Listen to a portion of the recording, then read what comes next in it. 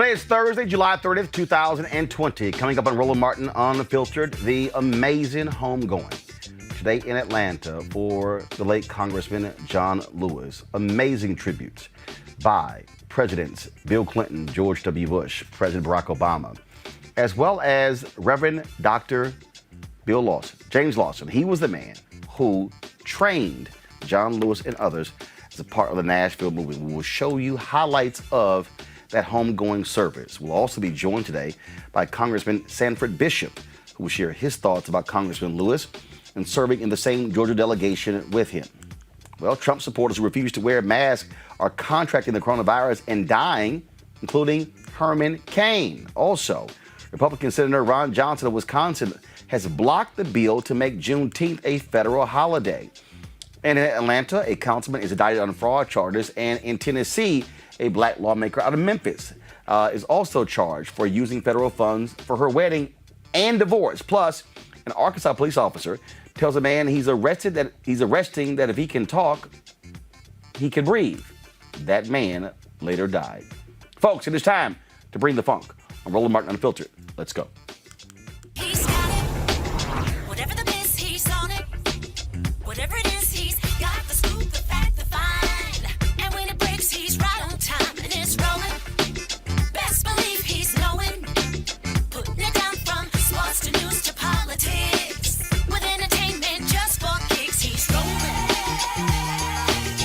It's on go, y'all. It's Roland Martin, rolling with Roland now. He's funk, he's fresh, he's real, the best, you know he's Roland Martin now.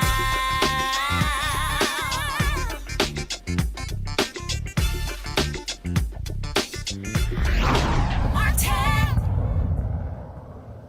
The homegoing service of Congressman John Lewis, folks, was befitting that of a president. Of course, for a week. He, of course, traveled the country. His body traveled the country, going from Troy, Alabama, his hometown, lying in state there, to Selma, crossing the bridge, the Edmund Pettus Bridge, where he was beaten on a bloody Sunday, to Montgomery, Alabama, where the bus boycott began in 1955, lying in state in the Alabama state capitol. Then, of course, coming to the nation's capital, lying in state in the Rotunda for 2 days, and then going to Atlanta, going back to Atlanta, where his body lied in state in the state capitol there. And today, the homegoing service took place at Ebenezer Baptist Church, the church formerly led by Reverend Dr. Martin Luther King Jr., the man who John Lewis heard speak in 1955 about social theology and how he was transformed by that particular sermon of Dr. King. Folks, it was an amazing celebration. So many people turned out at Ebenezer. Folks were practicing social distancing. It would have been larger were not for coronavirus. 3 living presidents were in attendance there. George W. Bush, Bill Clinton, and Barack Obama.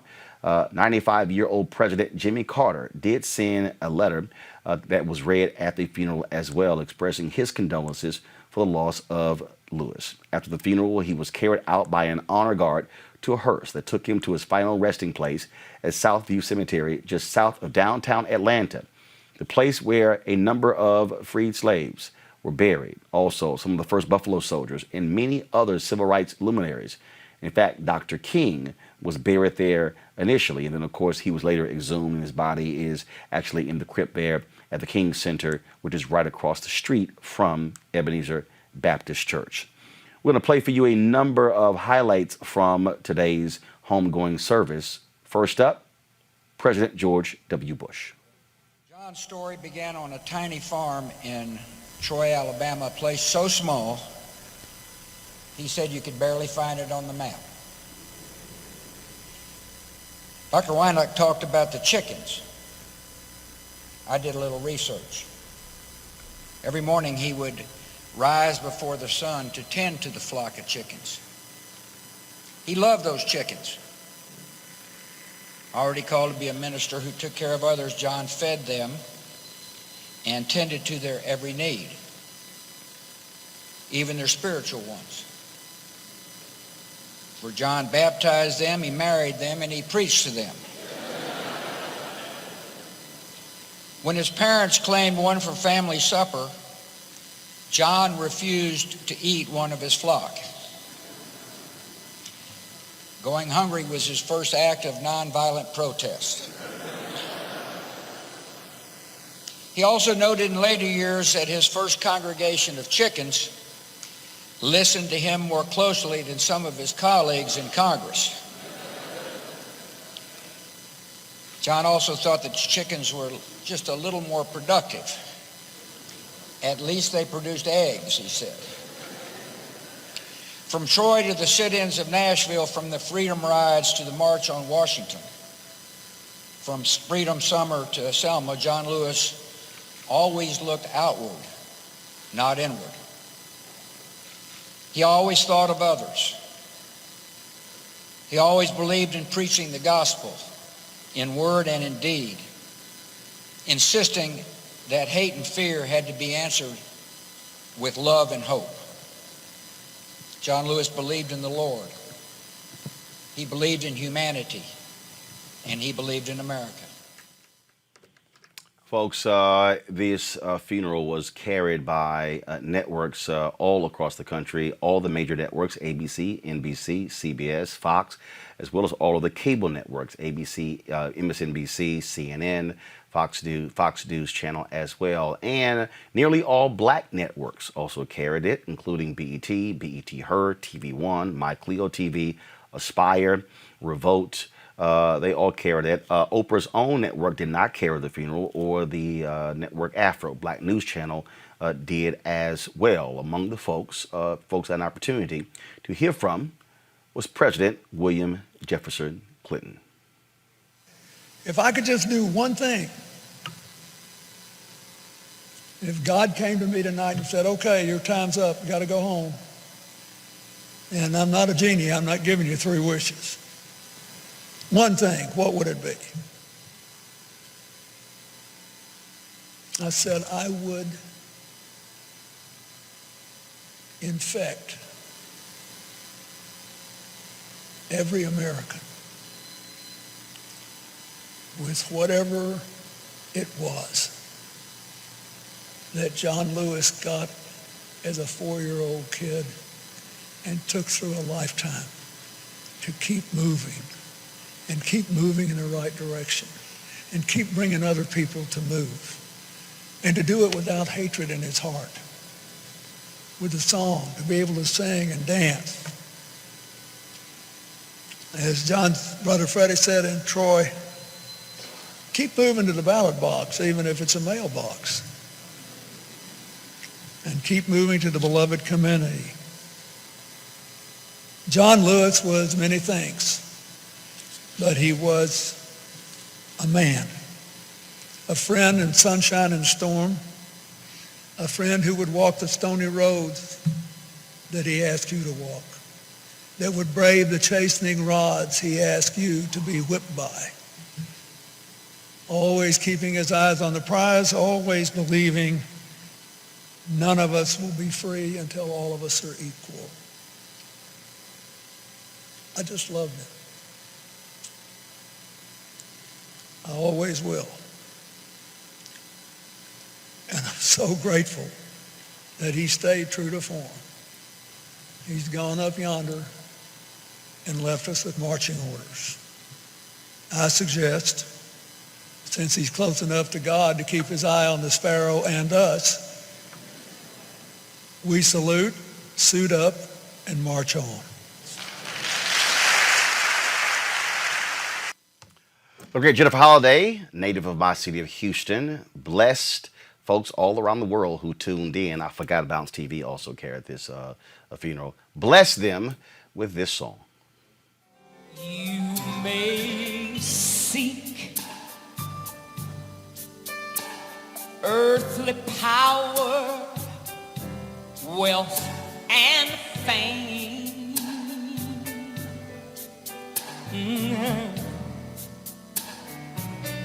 And the world might be impressed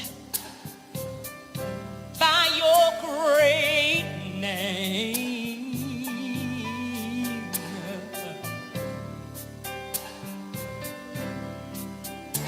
the glories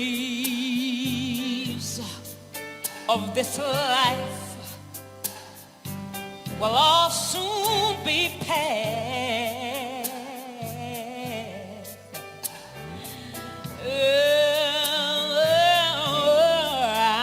But only what you do for Christ will last.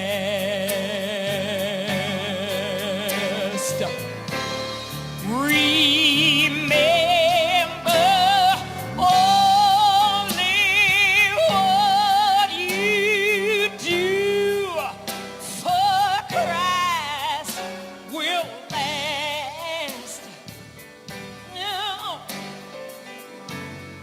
remember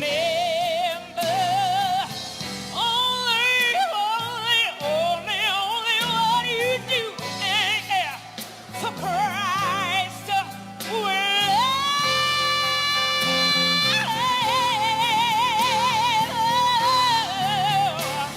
Only what you do for him, it will be counted in your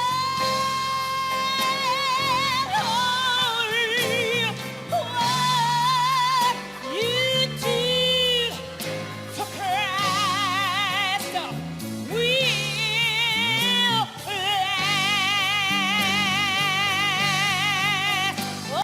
All right, folks. Again, the amazing voice there of Jennifer Holliday. Pastor Raphael Warnock, who leads Ebenezer Baptist Church, is also running for the United States Senate in Georgia. He shared a few words with the congregation. God bless you, my sisters and brothers. You who sit in the sanctuary and those who join us on our church live stream or by television, God bless you and welcome to Ebenezer Baptist Church, spiritual home of Martin Luther King Jr., spiritual home of John Robert Lewis, America's Freedom Church. We have come to say farewell to our friend in these difficult days that have even made grieving more challenging. At a time when we would find comfort in embracing one another, love compels us to socially distance from one another. But make no mistake, we are together in principle, even if not in proximity. We may not all be in the same room, but we are on the same page. We are in touch with the same spirit. We love John Robert Lewis. Come on, give God praise. Folks, President Barack Obama, of course, who got to know Congressman John Lewis extremely well, he spoke at today's eulogy. And it was also on the same day, keep in mind, that 3 of the 5 living presidents were at this funeral: Obama, Clinton, and George W. Bush. As I said, Jimmy Carter sent condolences. Donald Trump was not there. No shock to anyone. And frankly, he would not have been welcome there. Today, he also sent some tweets out saying that they should postpone the election because of mail-in balloting. If you listen to Obama's eulogy, he clearly was throwing major shade at Donald Trump and Republicans and their efforts to keep folks, especially black folks, from voting. George Wallace may be gone, but we can witness our federal government sending agents to use tear gas and batons against peaceful demonstrators.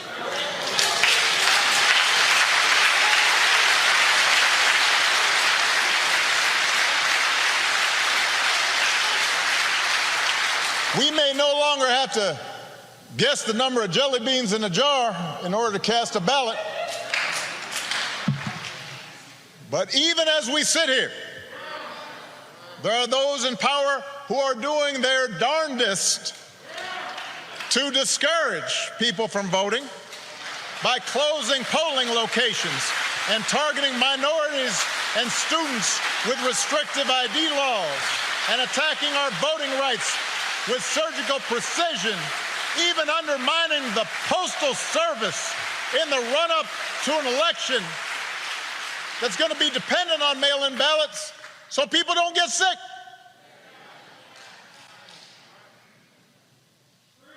Now, I know this is a celebration of John's life.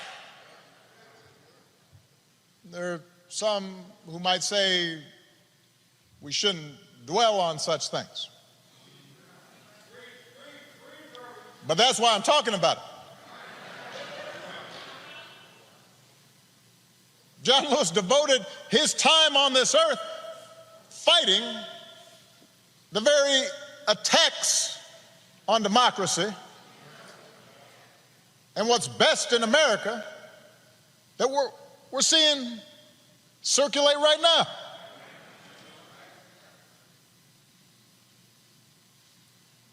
He knew that every single one of us has a God-given power, and that the fate of this democracy depends on how we use it. That democracy isn't automatic. It has to be nurtured. It has to be tended to. We have to work at it. It's hard. And so he knew that it depends on whether we summon just a measure of John's moral courage to question what's right and what's wrong and call things as they are. He said that as long as he had a breath in his body, he would do everything he could to preserve this democracy. And as long as we have breath in our bodies, we have to continue his cause. If we want our children to grow up in a democracy, not just with elections, but a true democracy, a representative democracy, in a big-hearted, tolerant, vibrant, inclusive America of perpetual self-creation, then we're going to have to be more like John. We don't have to do all the things he had to do because he did them for us, but we got to do something. As the Lord instructed Paul, do not be afraid. Go on speaking. Do not be silent, for I am with you, and no one will attack you to harm you, for I have many in this city who are my people. It's just, everybody's got to come out and vote. We got all those people in the city, but they can't do nothing. Like John, we've got to keep getting into that good trouble.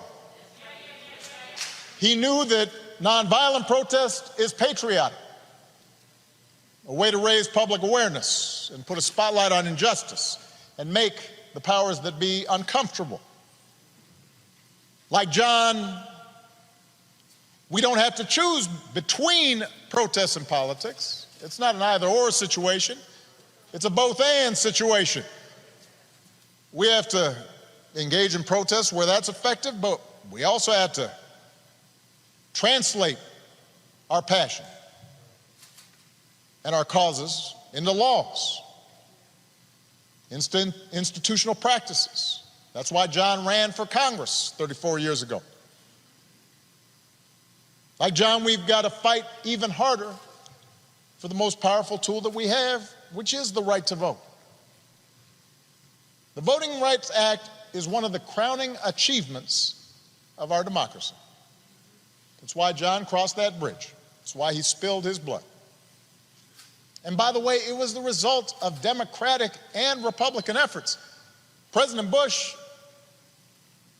who spoke here earlier, and his father signed its renewal when they were in office.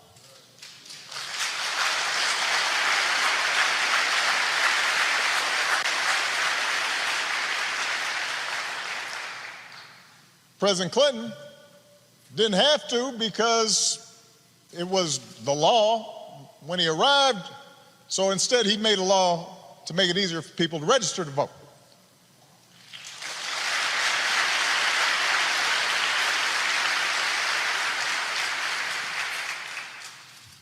But once the Supreme Court weakened the Voting Rights Act,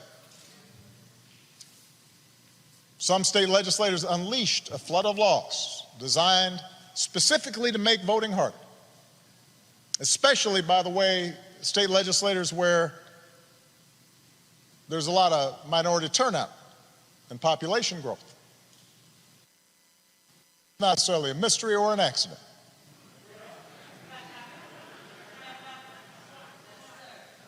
It was an attack on what John fought for. It was an attack on our democratic freedoms. And we should treat it as such. If politicians want to honor John, and I'm so grateful for the legacy and work of all the congressional leaders who are here, but there's a better way than a statement calling him a hero. You want to honor John? Let's honor him by revitalizing the law that he was willing to die for.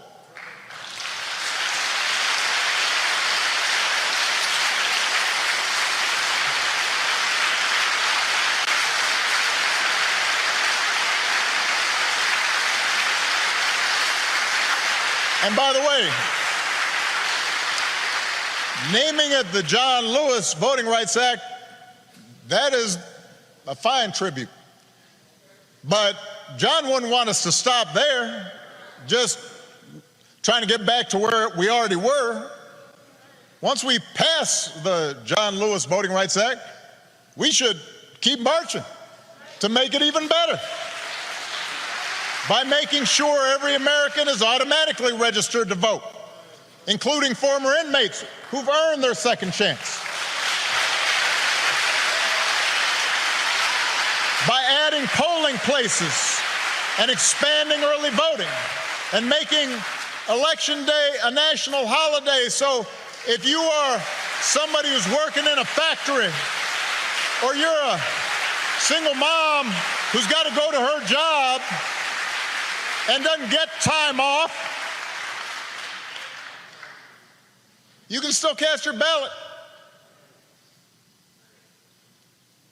by guaranteeing that every American citizen has equal representation in our government, including the American citizens who live in Washington, D.C. and in Puerto Rico. They're Americans.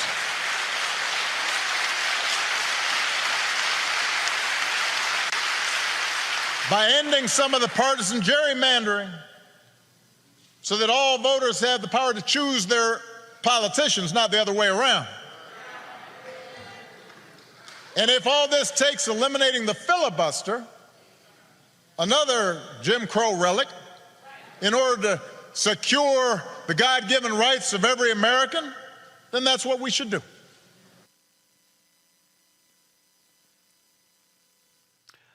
B.B. Winans and his brother Marvin Winans, they led the congregation in song, including writing, penning a special tribute specifically for today's homegoing service.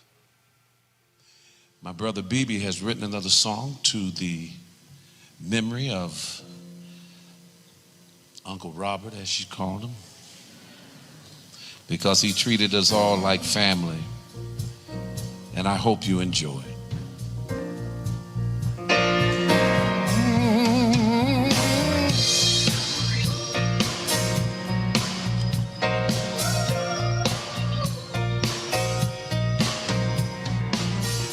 Born in Troy, Alabama.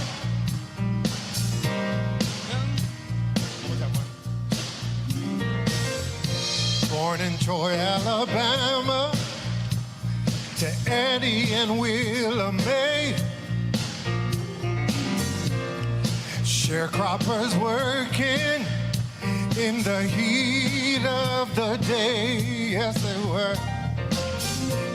He knew there was much more, so he asked the Lord to show. Yes, he did. All he achieved in his life, we already know. That he was there when you caught in a hurry. Tell you the truth, don't you worry. He was willing to fight in the struggle, and he was willing to get in good trouble. Yes, he was. Oh, Yes, he was. he was willing to get in good trouble. He took on the wrong of this world, like civil and voting rights. Yes, he did. No matter the problems he faced, he kept his eyes on the prize. Oh, and then he learned to walk by faith and believe God until the end. Yes, he did. Oh, yeah. And knew we would overcome, and love is gonna win. He was there when you called, don't you worry. He tell the truth in a hurry. Was willing to fight for the struggle and willing to get In good trouble. Yes, he was. Oh, Yes, he was. willing to get in good trouble. And as you put on your robe to go home, we will continue the fight and be strong. As you put on your robe and go home, we'll continue to fight. Continue to fight. He was there when you caught in a hurry. He tell you the truth. Don't you worry.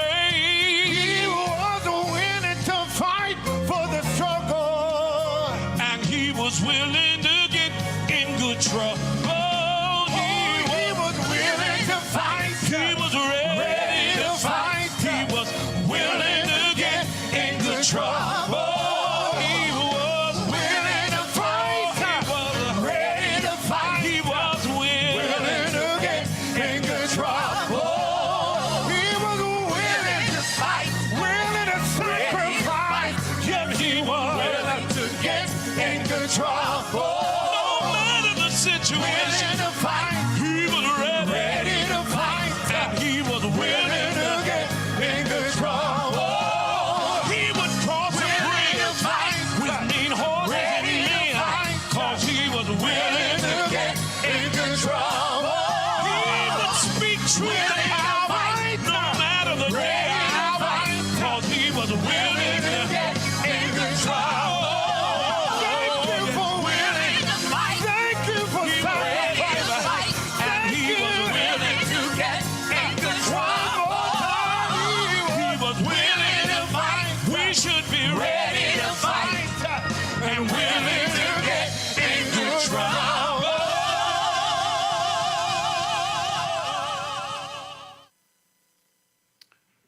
Of all the eulogies that took place today, there was no greater eulogy, as far as I am concerned, than the one delivered by Reverend Dr. Jim Lawson. He was the leader of the Nashville movement. It was he who trained the likes of John Lewis, C.T. Vivian, Diane Nash, James Bevel, Bernard Lafayette, and so many others who played an instrumental role in the Black freedom movement, some call the civil rights movement, or as he said in his eulogy, which John Lewis called it, the nonviolence movement of America. Looking at that, and great appreciation for the words of President Barack Obama, and President Bill Clinton, and others. And I've watched the other newscasts, and it talked about really how President Obama brought it home. But there was only one eulogy today that actually moved me to tears, that had me shouting in my living room. And that was what was brought by Reverend Lawson. And that's why I'm going to play his entire eulogy. Here it is. Pastor, sisters and brothers, members of this Lewis family that so wonderfully nurtured John in love, hope, and courage, faith, and the rest of it. And sisters and brothers,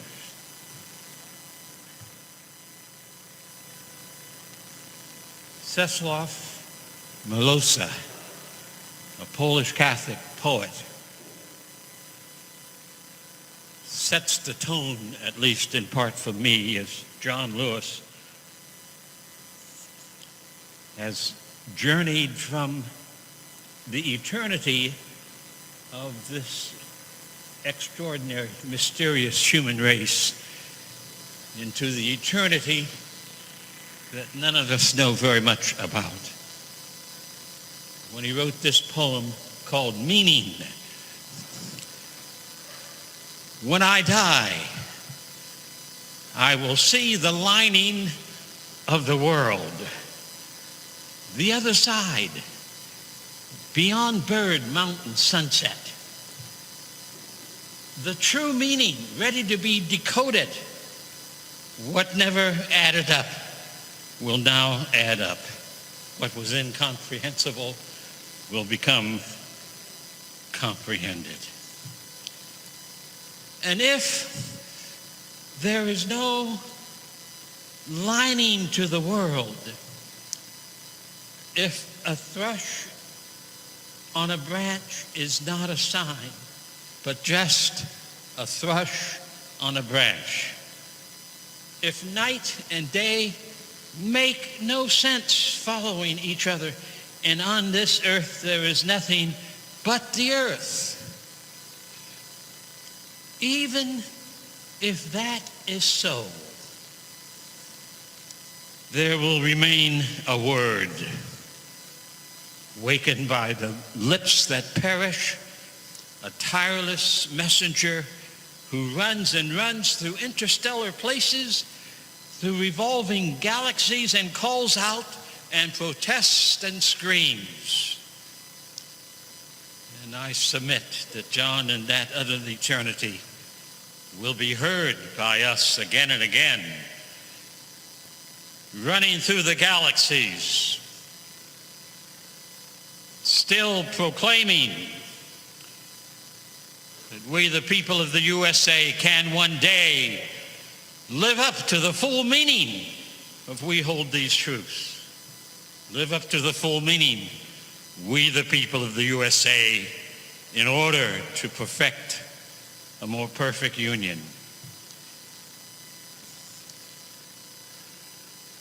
John Lewis practiced not the politics that we call bipartisan. John Lewis practiced the politics that we, the people of the U.S., need more desperately than ever before, the politics of the Declaration of Independence, politics of the preamble to the Constitution of the United States.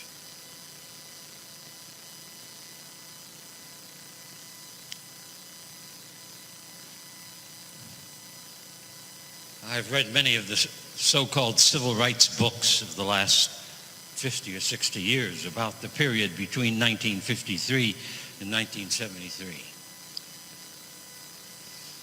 Most of the books are wrong about John Lewis.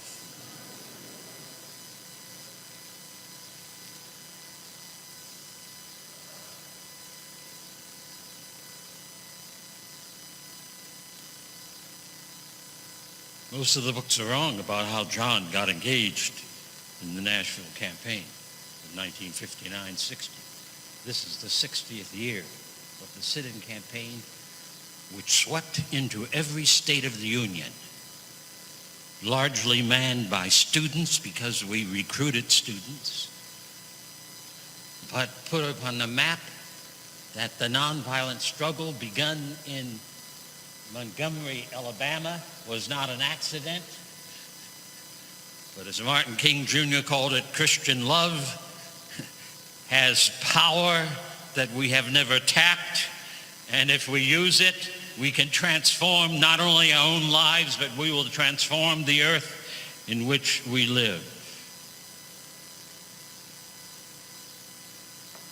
I count it providential that as I moved to Nashville, Tennessee, dropping out of graduate school, in Nashville came people like Kelly Miller Smith and Andrew White and Janetta Hayes and Helen Roberts and Dolores Wilkerson and John Lewis, and Diane Nash, C.T. Vivian, Marion Berry, Jim Bevel, Bernard Lafayette, Paulina Knight, Angela Butler. How all of us gathered in 1958 and 59 and 60 and 61 and 62 in the same city at the same time, I count as being providential. We did not plan it. We were all led there. And when Kelly Miller Smith and the Nashville Christian Leadership Council met in the fall of 1958, and we determined that if there's to be a second major campaign that will demonstrate the efficacy of satyagraha, of soul force, of love truth, that we would have to do it in Nashville. And so I planned, as the strategist and organizer, a 4-point Gandhian strategic program to create the campaign. We decided with great fear and anticipation we would desegregate downtown Nashville. No group of black people or other people anywhere in the United States in the 20th century against the rapaciousness of a segregated system ever thought about desegregating downtown, tearing down the signs, renovating the waiting rooms, taking the immoral signs off of drinking fountains. But it was black women who made that decision for us in Nashville. I was scared to death when we made that decision. I knew nothing about how we were going to do this. I had never done it before. But we planned the strategy. John Lewis did not stumble in on that campaign. Kelly Miller Smith, his teacher at ABC, invited John to join the workshops in the fall of 1959 as we prepared ourselves to face violence and to do direct action and to put on the map the issue that the racism and the segregation of the nation had to end. And so in the 60th anniversary of that sit-in campaign, which became the second major campaign of the nonviolent movement of America, those are not my words. John Lewis called what we did between 1953 and 1973 the nonviolent movement of America, not the CRM. I think we need to get the story straight because words are powerful. History must be written in such a fashion that it lifts up truly the spirit of the John Lewises of the world.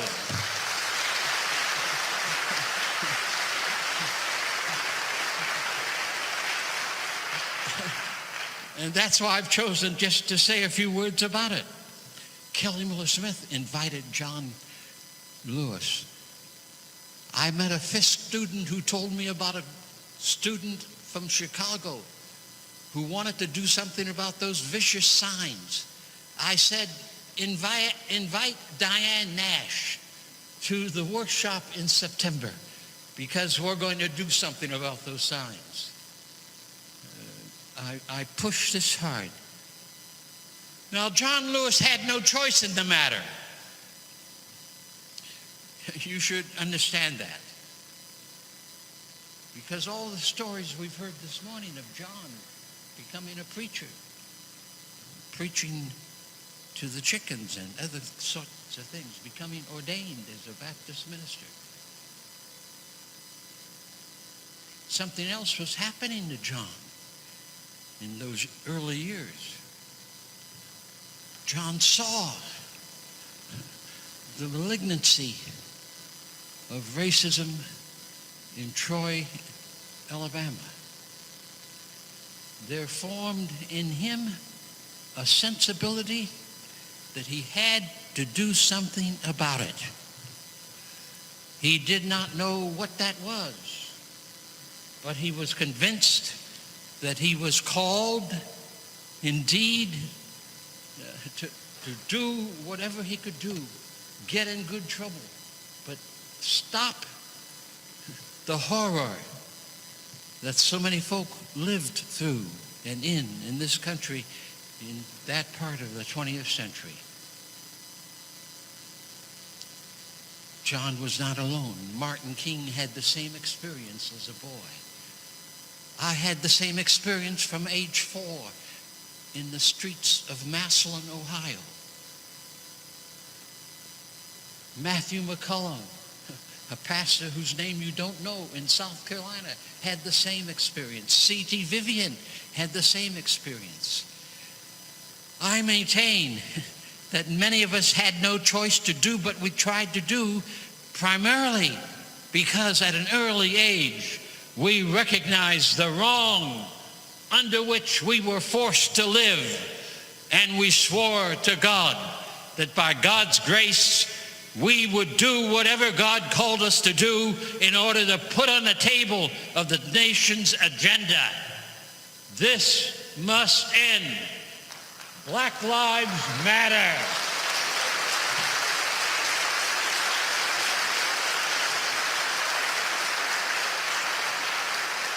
And so between 1953 and 1973, we had major campaigns year after year, thousands of demonstrations across the nation that supported it.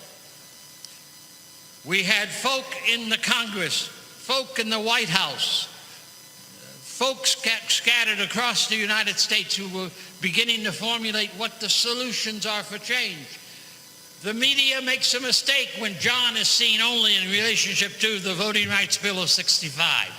However important that is, you must not remember that in the 60s, Lyndon Johnson and the Congress of the United States passed the most advanced legislation on behalf of we, the people of the United States, that was ever passed. Head Start. Billions of dollars for housing. We would not be in the struggle we are today in housing if President Reagan hadn't cut that billions of dollars for housing, where local churches and local nonprofits could build affordable housing in their own communities, being sustained and financed by loans from the federal government. We passed Medicare. We passed anti-poverty programs. Civil Rights Bill 64, 65, voting rights bills. A whole array. John Lewis must be understood as one of the leaders of the greatest advance of Congress in the White House on behalf of we, the people of the USA.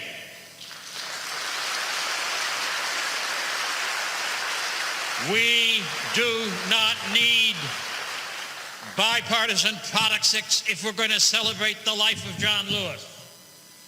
We need the Constitution to come alive. We hold these truths to be self-evident. We need the Congress and the presidents to work unfalteringly on behalf of every boy and every girl, so that every baby born on these shores will have access to the tree of life. That's the only way to honor John, Robert, Lewis. No other way.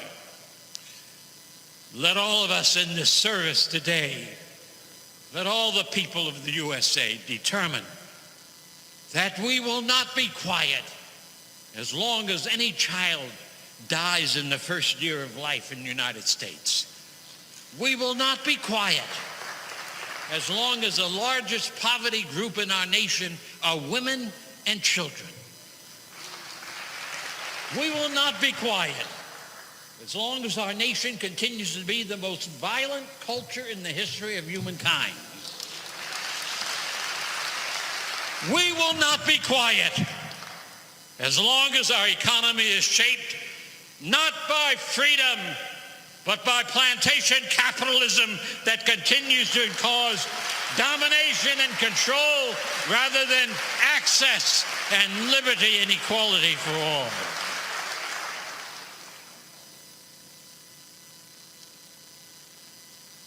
The forces of spiritual wickedness are strong in our land because of our history. We have not created them. John Lewis did not create them. We inherited them. But it's our task to see those spiritual forces. I've named them: racism, sexism, violence, plantation capitalism. Those poisons still dominate far too many of us in many different ways. John's life was a singular journey from birth through the campaigns in the South, through Congress, to get us to see that these forces of wickedness must be resisted. Do not let our own hearts drink any of that poison. Instead, drink the truth of the life force. If we would honor and celebrate John Lewis's life, let us then recommit our souls, our minds, our hearts, our bodies, our strength to the continuing journey to dismantle the wrong in our midst and to allow a space for the new earth and new heaven to emerge.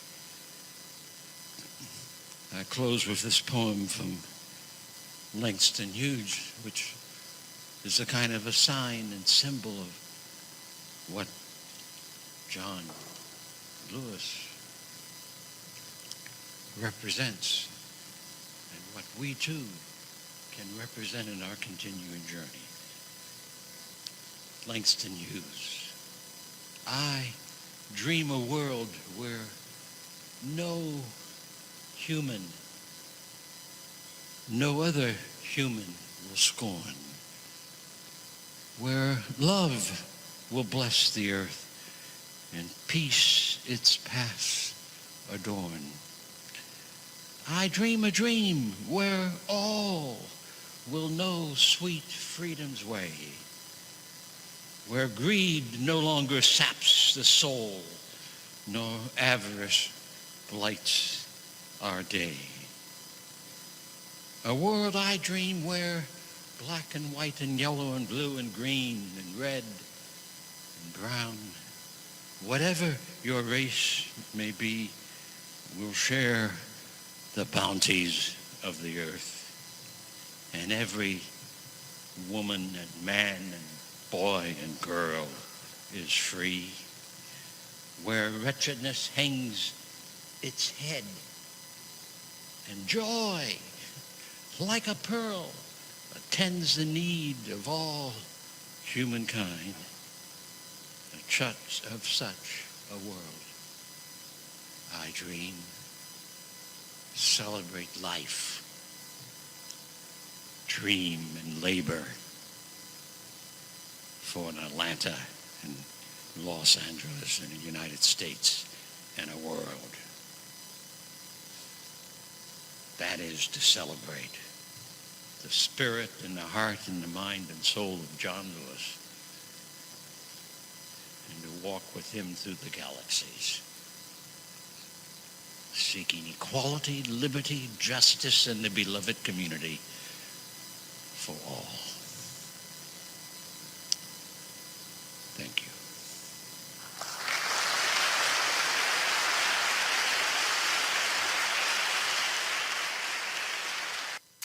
Let's go to our regular Thursday panel. Dr. Greg Carr, Chair, Department of Afro-American Studies at Howard University. Reese Colbert, Black Women Views. Erica Savage Wilson, host Savage Politics Podcast. Greg, I want to start with you. No words. The eulogy by Reverend Lawson, with all due respect to the 3 former presidents who spoke and everyone else, that was power. That was the eulogy. They could have ended it right there as far as I'm concerned. With all due respect, as you say, to George W. Bush, whose inauguration in January 2001, John Lewis did not attend because he said that Bush had not won the election. To Bill Clinton, who seems to have a problem with Stokely Carmichael when he said in his little pretend eulogy that for 2 or 3 years there went in another direction, in Stokely's direction, but it came back John's way. Stay tuned, little Bill, as the world dissolves around you. And for Barack Obama, who had the courage of his conviction after he's left the presidency, and we'll just leave it at that.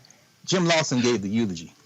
Jim Lawson said most of the books get it wrong about John Lewis, and then he surrounded him with the great cloud of witnesses, including the great Kelly Miller Smith out of Tennessee State, Morehouse, and Howard.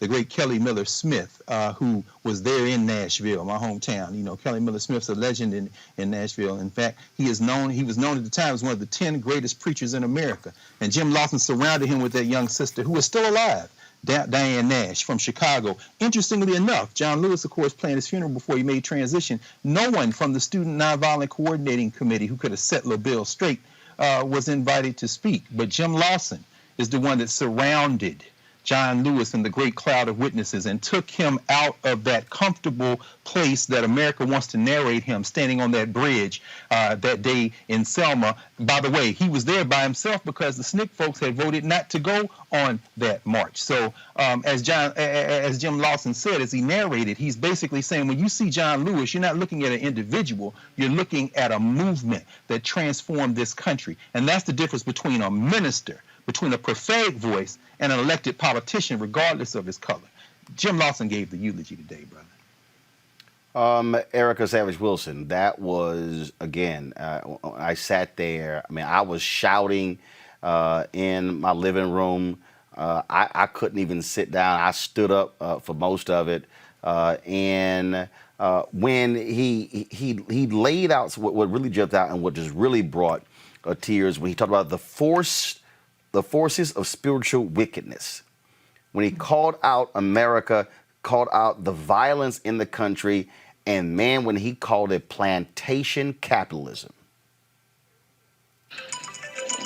Listen, Roland, I was right there with you. My workday was done. I was shook and shouting to hear the unadulterated truth from an elder that is still in our midst by the name of Reverend Dr. James Lawson. I love the way that he not only, without, unapologetically, unabashedly corrected the record, but I'm right there with you when he specifically called out the spiritual wickedness and said that these are things that we inherited because I wrote it down. And he called out all of those names, which you just called out: racism, sexism, violence, and plantation capitalism. That has entered the lexicon, and that is what we're going to continue to press the gas on. I believe that today there was an element of truth that now everyone has to reconcile with and stand in. And no matter what, this is the America that we inherited as Black Americans, but it does not have to be the one that we stand for. And I believe that that is one of the resounding messages that I got from the eulogy of the great Reverend Dr. James Lawson today. Reese, frankly, there are a ton of people who had never heard of Reverend Lawson until today. There were journalists at other networks who I was actually emailing and communicating with. They'd never heard of him. He's 91 years old. What folks don't realize is that when I interviewed him 2 years ago, he said, "Look, my rightful place is not to be out front. It's not." I was actually shocked when they said he was actually on the program. I mean, his whole deal is always about no. Y'all go ahead. I'm the strategist. I'm the thinker. I'm the planner. And when you look at all of the things spoken, when you look at Jamila with his staff, and he talked about his love for his staff and how he protected them, and then you heard the different eulogies of the three presidents, and then you had Speaker Nancy Pelosi, and she spoke. You had the prayer from Bernice King. You heard all of these different things. Lawson's eulogy is what laid out the black radical revolutionary John Lewis, not this wonderful, genteel, man of humility who folks loved and adored. He took time out. Lewis got to the heart to say, you can't talk about John Lewis from 1970 forward unless you deal with John Lewis from 1960. Right. I mean, it's kind of what people do, right? They water you down, and they portray him as a gentle giant, as somebody who was a little bit more docile, instead of, like you said, the revolutionary behind him. And so I think it's really important that Dr. Lawson got up there and set the record straight. And I really, truly appreciated how he also brought attention to the role of Black women in this movement. And so many of these cases, we see that get lost. And I don't know which one of you on this show mentioned that a couple weeks ago. I don't know if it was you, Roland, or Erica, or Dr. Carr, but that is something that I really appreciated Dr. Lawson drawing attention to, in addition to the really, truly dangerous and courageous work that Congressman Lewis did. So he certainly did Congressman Lewis justice. He spoke truth about what happened. I really appreciated how he said that words matter, and he corrected the record. And I think it's really important that people understand that it took a considerable amount of courage to do that, but not courage from a place of complacency, but courage from a place of really feeling like you have no choice. And I think that other people also conveyed that as well, but nobody did it more powerfully than Reverend Lawson. Greg, obviously, with the eulogy of President Barack Obama, brought it present day. I mean, literally, as Obama was speaking, Donald Trump called a press availability in the Oval Office. Press comes in he was talking to the mother of a soldier who was murdered at Fort Hood. The White House said, "Oh no, that wasn't done to interrupt Obama's speech." Obviously, no networks broke away to hear what Donald Trump had to say. So it reminds me when President Lyndon Baines Johnson did the same thing to Fannie Lou Hamer in 1964 when she was testifying in Atlantic City. But what I did appreciate about Obama's speech is that he did lean in terms of where we are now, and shocked a lot of people by calling on Democrats to get rid of that Jim Crow filibuster. And I'm sitting there going, imagine had he been that bold as president, they would have been able to get a lot more stuff passed when they controlled the Senate had they not abided by that Jim Crow filibuster. And therein lies the distance between the presidency that Black people thought they were voting for when Senator Obama was elected, and the presidency that Black people got. In all due respect, again, I love the way you framed this whole conversation. All due respect. There is no standard in this country that should come before the standard, the struggle of the Black liberation movement. Notice Jim Lawson said, I've read the books, most of the books on what happened between 1953 and 1973.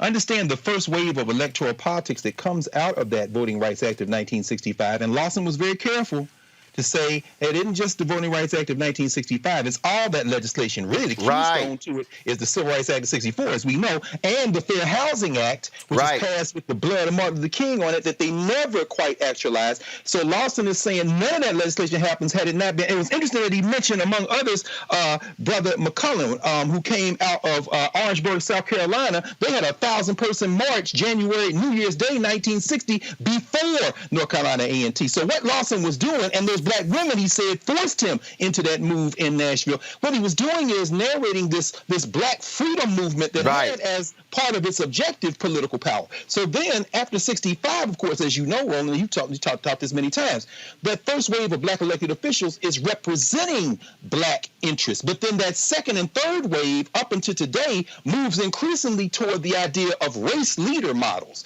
I am here, therefore you have representation. No, we don't care what your color is. Our interests have to be represented by you. So when we get to President Obama today, he was absolutely right to talk about the end of the filibuster. We could have done that when he was the president and had the ability to go forward. Those first 2 years, when they had control of both houses, when they passed the Affordable Care Act, we could have had more on the agenda. But let's forgive him that, because today he was on point. But I will mention one other thing while he was president. Going out of the door, he nominates Merrick Garland in an attempt to do something that had no rationale behind it, which was what? Appease these Republicans who had vowed when he got elected to oppose him on everything he did. So what it does is open the door for Mitch McConnell to come in and give John Roberts, that, by the way, George W. Bush put on the bench, the one who eviscerated the Voting Rights Act. It gave John Roberts that slim majority that he needed once they put Neil Gorsuch on the court to run the table. So in some ways, Barack Obama, now comfortably out of office, is able to engage in a full-throated defense of a democracy that when he was in office, he could have done a little bit more to defend. And I know people will come for me, but I want all the smoke, all of it. Which is why, Erica, when you listen to Lawson say, we don't need to have this bipartisanship conversation dealing with John Lewis, what Lawson was actually saying is, if you have the courage of your convictions like Lewis did, if he sat there and took a beating and almost died from it, don't sit here and gain courage when you don't have power. Use that courage when you have power to make a difference. Absolutely. And I love that Reese brought out the whole docile piece, because the lamb of John Lewis, which is one that can be petted, can be kind of manipulated in source, is the one that most folks are comfortable with, and not the lion. And so when we see the lion, a person that was involved in this movement for over 60 years, who at an advanced age held a sit-in on the House floor, that is something that he should not have had to do, because of people in power, clearly in power, exercise that power, understanding that they are backed by their constituents, understanding that they are backed by people who do want this better America that folks say that we are striving towards, that they will actually be motivated to do those things that actually push the country forward in a direction that there is some semblance of equity. And so having said all of that, I do believe that kind of on the outside looking in type of conversation, particularly as we are now in the fourth year of a regime that really knows no bottom and ultimately wants to make sure that unilateral power is that belongs to Donald John Trump, that people have to look around and take an assessment to see where they are right now, and they have to leverage and exercise that power if we want to continue to keep any semblance of democracy that we have remaining in this country. And Reese, what I need people to understand, homegoing celebrations are not for the dead, they're for the living.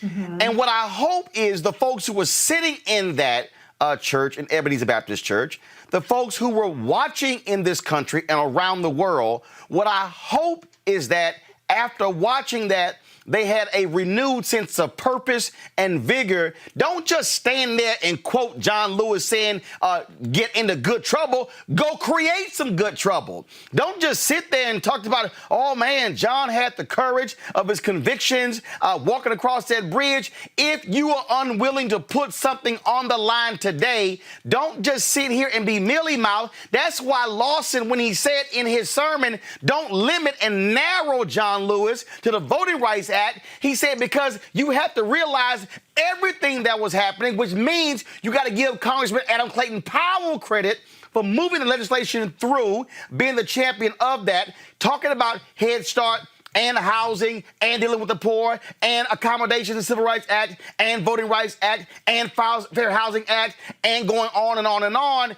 If the people sitting there, especially those politicians, leave there the same way they came, damn it, they shouldn't have shown up.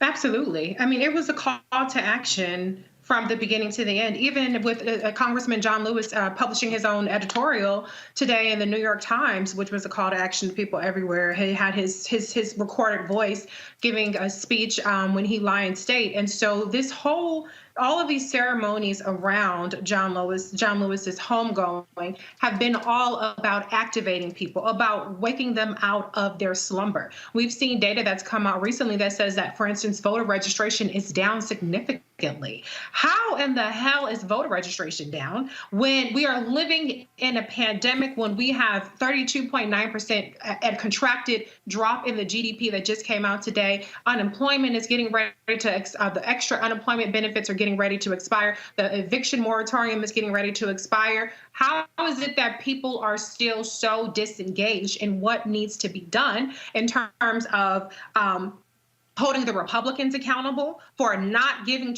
trillions of dollars to corporations, but actually letting people get a way to get through the end of the month and actually getting people the resources to survive COVID? There are so many things that we need to be engaged with right now. I love how Erica always says, you know, the civil rights movement is happening right now. We are in a new civil rights movement. And so I completely agree with you. If you listened to what was said and you walked away with a shrug, if you walked away not feeling renewed, then you absolutely failed. And you need to look in the mirror and figure out why is it that you are no more activated after all of the things. And it's not just about the individual speakers. Like I said, it's also about Congressman John Lewis's words and the deliberation that he put and how he wanted his services to go. The op-ed Reese is referencing, go to my iPad, this is it right here. He specifically wanted this published on the day of his funeral, but he also recorded the audio. I will play that for you.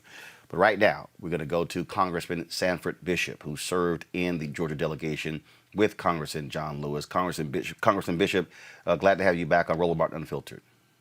Thank you. I'm delighted to be with you. It has been a very, very, very solemn but meaningful day, celebrating the life of our friend, our hero, our brother, John Lewis. Congressman Bishop, I was just saying that there's no way any member of Congress, any mayor, state rep, state senator, county commissioner, city councilman, it does not matter. If you are an elected official and if you did not come away with a renewed sense of purpose and fight in your spirit, then you wasted your time attending or watching this funeral. Absolutely. It is very, very inspirational. John Lewis's life is inspirational, and all of us stand on his shoulders, particularly those who are African-American elected officials anywhere in this country. Without the work and the service and the sacrifice of John Lewis, none of us, particularly those of us from the South, would have the positions that we have, would not have had the opportunity to be elected, and certainly we would not have elected Barack Obama President of the United States. For you, your most lasting memory of serving alongside Congressman Lewis as a part of the Georgia congressional delegation? My memory of John is I have both personal memories and, of course, professional memories. John and I were friends for 52 years. I met John as a student, as a law student in 1968, shortly after the assassination of Dr. King, where I was in my first year of law school, but working part-time after school as an archivist at the beginning of Martin Luther King Center for Social Change. John, Stokely Carmichael, Ralph Brown, and the SNCC guys, Julian Bond, would all come through, and I got to meet them at that point. And of course, John and I became friends then. We remained friends during his stint at the Voter Education Project, when he was on the city council and I was elected to the legislature, and of course for 28 years that I have served with him in the House of Representatives. John is a man of conscience. He holds to his principles, and John was the type of individual that was so wedded to his principles in every decision that he made that he earned the nomenclature of being the conscience of the Congress.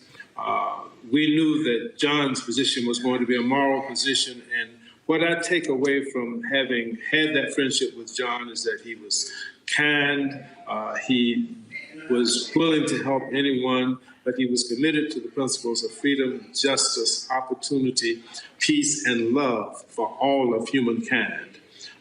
That was who John was. He was Christian-like. If there was anyone that would be close to emulating Jesus in his daily life, it would be John Lewis. Although he was human. He would get angry and he would get upset, but it was usually because people were not helping to foster the beloved community that he fought for so hard. So I will remember John for his personal friendship. I will remember him for the opportunity that I had to go to his boyhood home and look at the area where he preached to the chickens. We used to always say, Sanford, you and I are both Alabamians. Alabama named us, but Georgia claimed us. And of course, we spent most of our careers in Georgia, but we were both born in Alabama, and we reveled in that.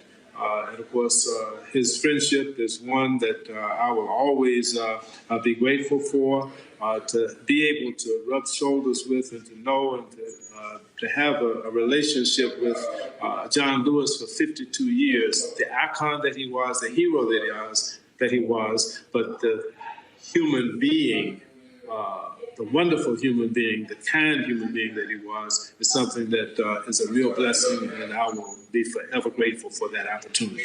Congressman Sanford Bishop, we certainly thank you for joining us on this day. Thank you for having me, and thank you for giving the appropriate recognition and honor and homage to my friend, my colleague, my brother, John Lewis. Sir, we appreciate it. Thanks a lot.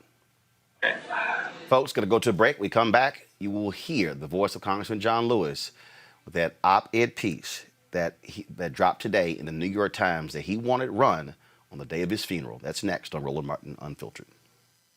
You want to check out Roland Martin Unfiltered? YouTube.com/Roland S. Martin. And subscribe to our YouTube channel. There's only one daily digital show out here that keeps it black and keep it real. It's Roland Martin Unfiltered. See that name right there?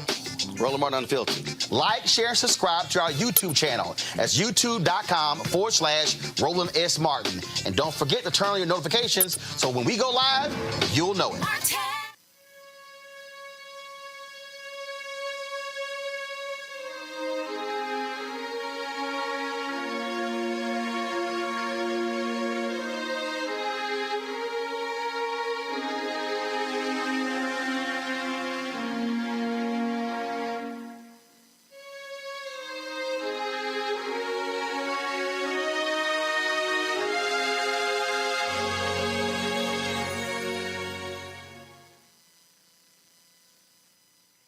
All right, folks, welcome back as we continue our coverage of the homegoing service today of the late Congressman John Lewis of Georgia. He released an op-ed piece to the New York Times that he wanted to run today. And they have the written form, but they also have an audio form. And so we just want to take a listen to that right now. You can redeem the soul of our nation. Written by John Lewis. Read by Prentice Oniyemi. While my time here has now come to an end, I want you to know that in the last days and hours of my life, you inspired me. You filled me with hope about the next chapter of the great American story when you used your power to make a difference in our society. Millions of people motivated simply by human compassion laid down the burdens of division. Around the country and the world, you set aside race, class, age, language, and nationality to demand respect for human dignity. That is why I had to visit Black Lives Matter Plaza in Washington, though I was admitted to the hospital the following day. I just had to see and feel it for myself that, after many years of silent witness, the truth is still marching on. Emmett Till was my George Floyd. He was my Rayshard Brooks, Sandra Bland, and Breonna Taylor. He was 14 when he was killed, and I was only 15 years old at the time. I will never ever forget the moment when it became so clear that he could easily have been me.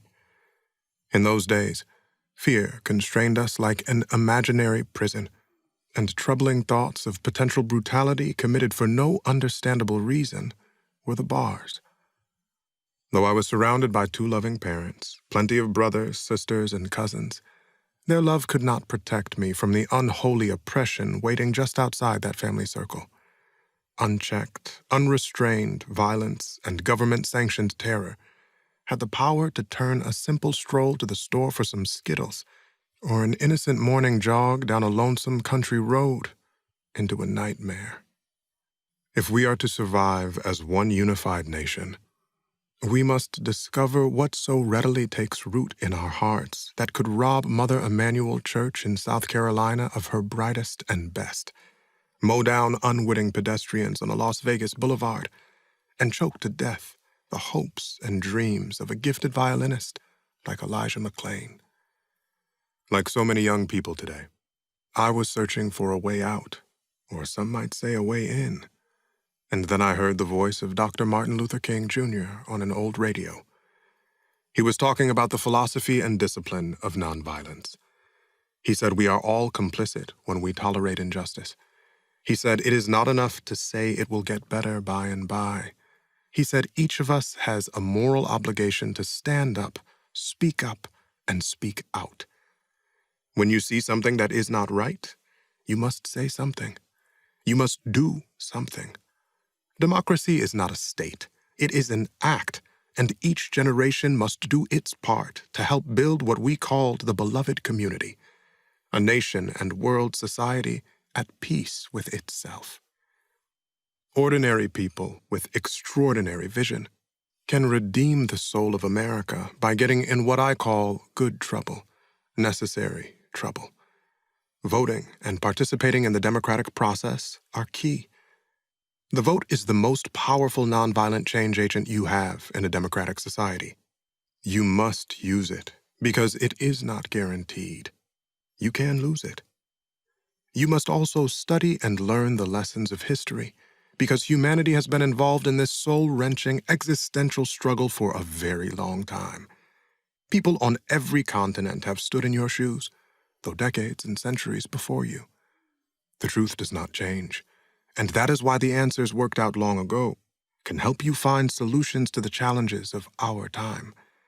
Continue to build union between movements stretching across the globe, because we must put away our willingness to profit from the exploitation of others. Though I may not be here with you, I urge you to answer the highest calling of your heart and stand up for what you truly believe. In my life, I've done all I can to demonstrate that the way of peace, the way of love and nonviolence, is the more excellent way. Now it is your turn to let freedom ring. When historians pick up their pens to write the story of the 21st century, let them say that it was your generation who laid down the heavy burdens of hate at last, and that peace finally triumphed over violence, aggression, and war. So I say to you, walk with the wind, brothers and sisters, and let the spirit of peace and the power of everlasting love be your guide. Greg Carr, this was John Lewis being in complete control of his own narrative. Yeah, it was. In fact, I was trying to think of anybody else I could think of who gave a posthumous final statement to the world, and the only person that could come to mind was the person who made transition the morning in Africa, in Ghana, that John Lewis, 23 years old, delivered the speech that the Student Nonviolent Coordinating Committee had written, that is erroneously called, as Jim Lawson would say, people get it wrong, the John Lewis speech at the March on Washington. And that was Du Bois. Du Bois did something similar. Kwame Nkrumah, in fact, read his last message to the world. And they wanted to control their narratives. And, the line in there I thought that was most powerful, and of course, I had a print edition of the Times. I'm a Times reader, but I like the print paper. So he says, answer the highest calling of your heart and stand up for what you believe. John Lewis believed in an America that hasn't existed yet. It was an aspirational vision. And he was fueled, as Jim Lawson said, by women and men who, he named Martin Luther King, but as Jim Lawson said, when you got a guy like Kelly Miller who sees John Lewis come into his classroom with the American Baptist College with that passion, with that desire, and says, son, I got an idea for you. I'm going to steer you over here to this meeting along with these other young people, and they're going to take you to put that knowledge to action. When you see Kelly Miller, you're seeing somebody who was born in Mound Bayou, Mississippi. Mound Bayou, Mississippi, an all-black town, was where T.R.M. Howard set up shop. That's who protected Emmett Till's mother when they had the trial in Mississippi. So you see a guy like Kelly Miller, who's coming out of Black self-determination, who takes this young brother and puts him in front of a bunch of young people that are going to help him make those words action. And here we come to the end of his life. And his last statement in the world is, if you believe in something, you stand by the courage of your convictions. And let's take that separate out of the idea of America, because that's bigger than the idea of America, as Jim Lawson reminded us today. If America is lucky, it will listen to that energy, which is a black community energy, and they will ignore that energy at their own expense. So, yeah, that's what I take from John Lewis's final earthly message. Reese, when he says in this second paragraph, that is why I had to visit Black Lives Matter Plaza in Washington, though I was admitted to the hospital the following day. I just had to see and feel it for myself that after many years of silent witness, the truth is still marching on. It's so powerful, but so tragic how we're still fighting the same battles from, when John Lewis was a 15-year-old boy and saw what happened to Emmett Till. I mean, just weeks ago, Rand Paul filibustered, but he stopped the anti-lynching legislation from passing in the Senate. So it's still not a federal crime to lynch a person in this country. And so I think it's a beautiful tribute, and I think it adds an additional air of legitimacy. Some might quibble with me saying that, to the Black Lives Matter movement, and people really starting to understand that all of these movements are a continuum rather than these separate factions of us continuing to still have to fight the same battles over and over again. And so I think that was a very powerful point. The part that stood out to me most was how he said ordinary people with extraordinary vision, can redeem the soul of America. I agree with Dr. Carr. We've never realized that promise of what America is supposed to be about. But I do think that we can continue to be the change that we wish to see. We can continue to be the voice that we wish to hear, and we can continue to just put in the work and really believe that we can change things just as an individual and in working with others. Erica, to the point that Reese was just speaking to, that next paragraph, he writes, Emmett Till was my George Floyd. He was my Rayshard Brooks, Sandra Bland, and Breonna Taylor. He was 14 when he was killed, and I was only 15 years old at the time. I will never, ever forget the moment when it became so clear that he could easily have been me. In those days, fear constrained us like an imaginary prison, and troubling thoughts of potential brutality committed for no understandable reason were the bars. that is so important because, again, to Reese's point, which we always talk about on this show, it's the continuum. It's the fact that that there are certain moments in American history that become transformative. And when you talk about Emmett Till, that generation, Rosa Parks had Emmett Till on her mind when she sat down on that bus in Montgomery. Muhammad Ali never forgot that image of Emmett Till on the cover of Jet magazine and the Chicago Defender. And so that generation, that was it. The death of George Floyd, then if you mix in, yes, as all these different names here, Ahmaud Arbery, we can go all the way back to Eric Garner and others. What this says is, for this generation, this is your Emmett Till. Now the challenge, Erica, is will this generation put in the 14, 15, 20 years of work to transform the country? That is an excellent question. And with regard with what Dr. Carr said and what Reese said, I completely agree, because one of the strongest takeaway points for me in this piece was that the late Congressman Lewis said that democracy is not a state, it is an act. And Reese brought forward the decline in voter registration, brought forward incredible numbers as it relates to the GDP, as has been reported on Business News all day long. In many other elements, to say that, because I believe that in generations that we kind of see now, when Congressman Lewis talked about that, though he came from a loving family, loving parents, loving home, that their love could not protect him from, in essence, the wiles of the enemy, saying it in believers' terms out of the book, out of the Bible. That being very true, he still took it upon himself to say that he was going to be in the fight, be actively in the fight for injustice, which is not something that you jump in and out of. So the question to perhaps a generation and generations where process, meaning that everything does not happen in the same way that we see it now on social media. It is not instantaneous. When you see platforms like yours, when you see the presence of luminaries like Dr. Carr, that knowledge was not gained in a moment. You're talking about years and years and years. So as we kind of move forward through these conversations, the question also has to be, is there a level of preparation, and is there a real understanding of process and time that all of us, but particularly those that are youth, are ready to pick up the mantle? Will they be able to wrestle and move through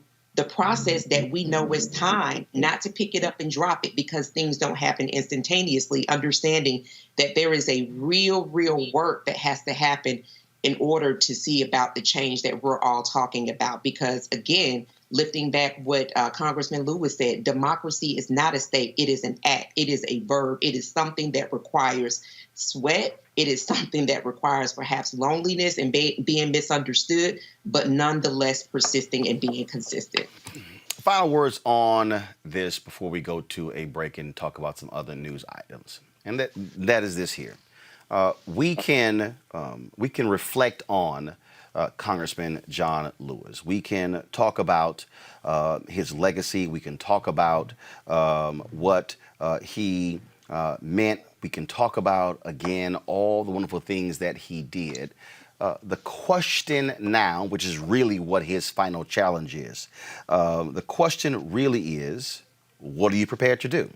The question is, are we as a Black community, are we as a society, are we willing to right now begin to move this thing forward, begin to reimagine America? I was reading Dorothy Cotton's book, and in the intro, Vincent Harding was actually writing, and what he was talking about in the intro, he was talking about really what they were dealing with. That is, for the first time, they were talking about this idea of for the first time, a multiracial, multi-denominational view of America as a democracy.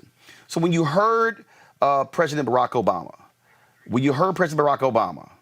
say, when you heard him say they were the founding fathers, the reality is Lewis, Vivian, Lowry, Young, King, Hosea Williams, James Orange, Fred Shuttlesworth, Constance Baker Motley, Septima Clark, Fannie Lou Hamer, Dorothy Cotton, Diane Nash, and I can go on and on and on. They were indeed the founding fathers because what they did is actually take the very document that the founding fathers wrote, which was in, frankly, a hypothetical. It wasn't real, and they actually made it real. As King said on April 3rd, 1968, be true to what you put on paper. And so now the moment for folks who are still here is, what you gonna do? Are you first going to register? Are you first, second going to vote? Are you going to encourage others to do it? And then after the election, then what are you going to do? How are you going to push? How are you going to move a Joe Biden to act? What if Trump wins again? Then what are you going to do? Will you simply be despondent and upset and just sort of just fall back? Or are you going to say, no, there's going to be a renewed sense of urgency? Because I got to remind y'all, read your history. Southern Dixiecrats joined with Republicans to block legislation. They fought and bickered. Civil rights, voting rights after 65 was signed. It was a 3-year battle to get them to move on the Fair Housing Act, which was only signed into law and passed because Dr. King was assassinated. The question for this generation is whether or not we will have the same courage as a previous generation. But even if you have courage, will we be focused to be able to move public policy? Protest is one thing. Marching is one thing. Wearing shirts that say Black Lives Matter is one thing. But being able to change the laws on the city and the county and the state and the federal level is another. Reverend Dr. James Lawson laid out all of those laws that were passed. Will we put the work in and be those ordinary people who will do extraordinary things? I'll be back on Roland Martin Unfiltered.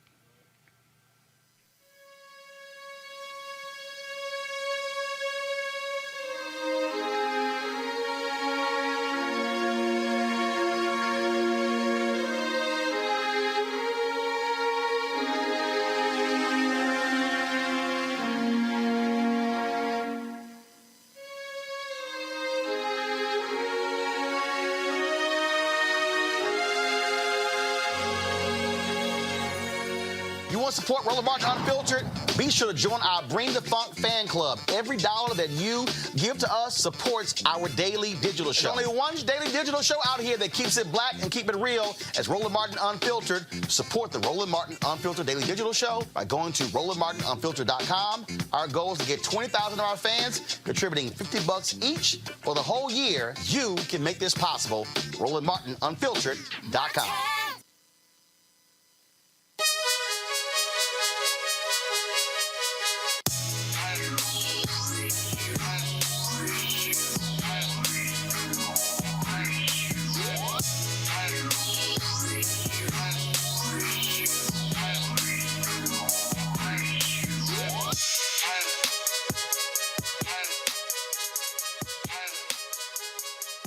Black-owned businesses right here on Roland Martin Unfiltered, and the folks at Seek.com, a company founded by inventor Mary Spio. They have a couple of products that you can also get. They have their VR, their virtual reality headsets, which allows for you to place your phone inside of this device and look at the content on Seek.com in virtual reality. It's as if you're sitting in the room. You can also get these headsets, 360-degree 4D headphones, which gamers love. It allows for you this Bluetooth. You can have a headset to talk as well, to take phone calls.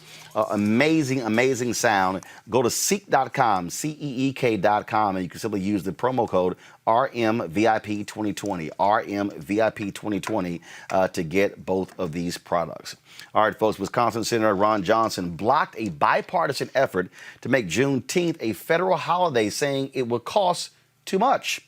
The Republican senator said while he supported honoring the day that has come to mark slavery's end in the United States, well, truth be told, it actually marked the notification to slaves in Texas if they were free.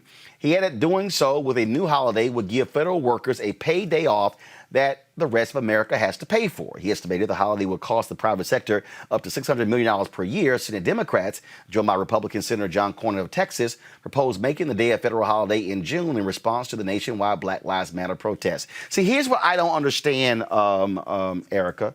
All right, Senator Cornyn, this is one guy. This is one guy.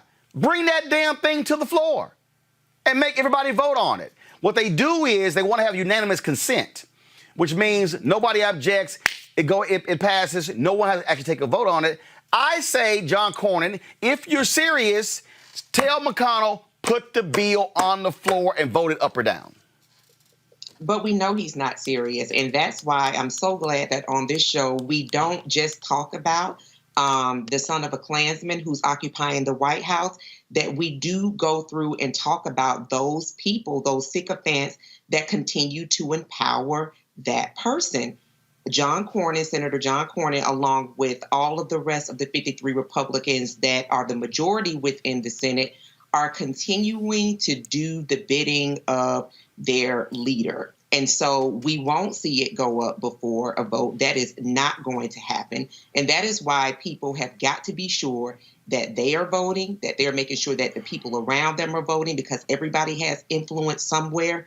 Because it is not just about firing the current person that occupies the People's House. It is also about ensuring that there is a shift in Senate, because if there was a shift in Senate, we would not be on 1 day away from, as Reese pointed out earlier, talking about the expiration of moratoriums on people that have to pay rent, that those landlords can begin eviction processes. We wouldn't be at the place where we're still trying to have conversations with Republicans around, well, as long as corporations are not able to be liable for any lawsuits that might come out from employees that contracted coronavirus because it's profits before public health crisis, that we could be a lot further along with perhaps even a national testing strategy. So these are the types of things that people need to hear, though they may not seem as sexy as some of the other political topics, but have a real fair understanding that the folks that are in control of the Senate right now don't give a damn about you or your household. Reese, again, look, folks, all lip action. Senator Rand Paul, as you mentioned earlier, blocking the lynching bill, blocking the bill that would fix the Voting Rights Act, all of those different things. So this is real simple, black folks. If you actually, this is what gets me when I hear all these people run their damn mouths, all these little folks bumping their gums, especially folks on YouTube and Facebook. You talking about let the Democrats. This is real simple. This is real simple. Who's blocking the Juneteenth holiday? Which party? Who's blocking the lynching bill? Who's blocking the fix to the Voting Rights Act? It's Republicans. It's kind of real. It's real clear, Reese. Right. And you know what's really annoying to me is that everybody, in particular, I won't say everybody, let's say a lot of black people in the black community, they have all the smoke in the world for the CBC. They have all the smoke for something as simple as a Kente stole. And yet, when it comes to people like Ron Johnson and Rand Paul, where is the outrage? When it comes to people like Mitch McConnell, where is the outrage? We need to be holding these Republicans and have our foot on their neck the way that we have, the way that people always want to blame Democrats, and particularly black Democrats as CBC members, for not waving a magic wand and solving everything. We need to be, Ron Johnson is in Wisconsin. There's a sizable black population. He should be voted out the next time. Tom Cornyn is up for re-election. They need to be putting pressure on him to, like you said, Roland, put the pressure on his Republican colleagues to vote on it. And this is something that we've seen now happen for years, where if they don't get unanimous consent, They use it as an excuse to move on and let the issue die. People need to start voting on things and go on record with where they stand, period, instead of hiding behind one obstructionist. Greg, symbolism is one thing. I totally understand that. And the reality is when you talk about removing statues, renaming military bases, it's still symbolism. But the point is this here. If they can't even do the simple stuff, they damn sure not going to do the hard stuff. Mm-hmm. Well, so you got to get folk who going to do the hard stuff. Absolutely. Well, in a sense, they are doing the hard stuff. They're defending their shrinking white settler state. It wasn't just the Voting Rights Act that was passed in 1965. It was also the Immigration and Naturalization Act in 1965, the first federal legislation to deal with the question of who could and couldn't come into the country. They've been trying to roll that back since 1965. And what you see with this white nationalist, member of the White Nationalist Party, I won't call them the GOP anymore, they're the White Nationalist Party. What you see with Johnson, a millionaire, is that he's protecting his interests. He is doing the hard work. His approval rating is abysmal in Wisconsin. He was a millionaire who beat Russ Feingold with a combination of voter suppression and voter miseducation.